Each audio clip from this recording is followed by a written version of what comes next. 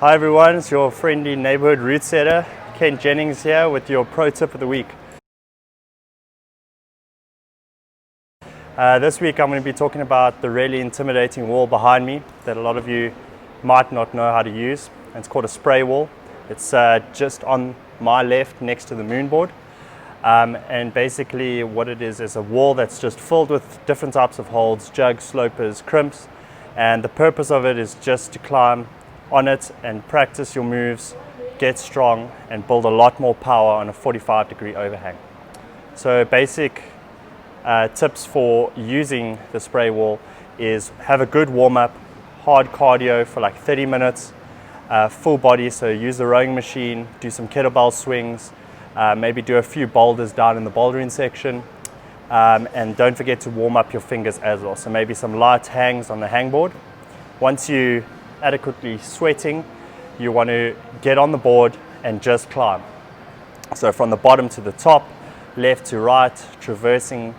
You don't need to hop on the worst holds, you just get on the good jugs and just move through the board, focusing on quality of footwork and interpreting the holds and how to hold the holds.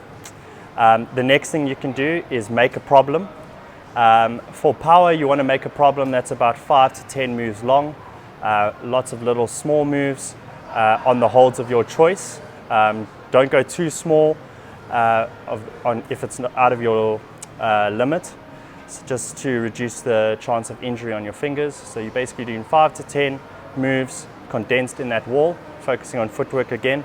Or if you want to work on power endurance, it's about 10 to 15 moves per problem. And you're basically just working on that and doing it over and over. You can also have a rest between the problems, about 3 minutes. But yeah, again, it's up to you. Just see how you feel. One of the best things you can do is just climb on the board. The next thing you can do for endurance is just staying on the wall. So the wall is at 45 degrees. Just staying on the wall and moving from hold to hold, nice and slow and controlled. And you're basically trying to get as pumped as you can and stay on the wall as long as you can. And it's pretty hard to do.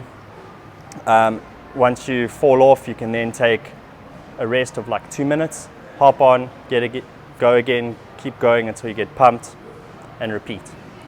Another thing you can do that's really good for building power is just pure power strength moves.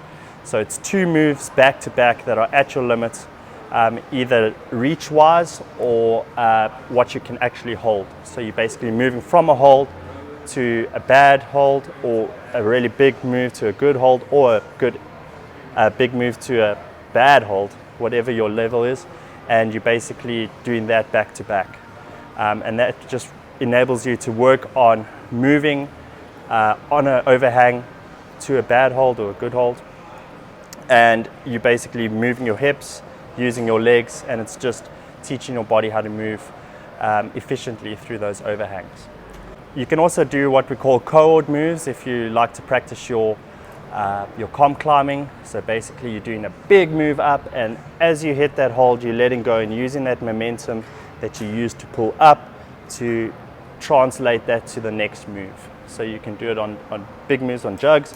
So you're doing basically a 1, 2, and it's a good board to practice on because you're not there's nice big mats under you. You don't have to worry about falling on anyone or anything hard.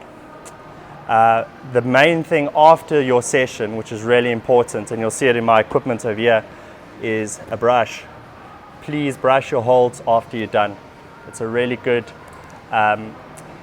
ethic to have. You brush all the holds that you used, or just give every hold a big good brush. If you put ticks on the wall, just brush them off. If you want to come back and see your problem that you set up, that you ticked, maybe just take a photo of the wall and then brush the tick off, because if everyone comes here and puts ticks on the wall, no one's going to know what problem is theirs. And then just for a cool down, make sure you cool down, head down to the bouldering section, climb some nice easy problems that are easy for you, just easy moves, focusing on moving on the wall, and then go and find a nice place to stretch. Watch some people climb or up in the stretch zone. Stretch your fingers out, forearms, hips, back.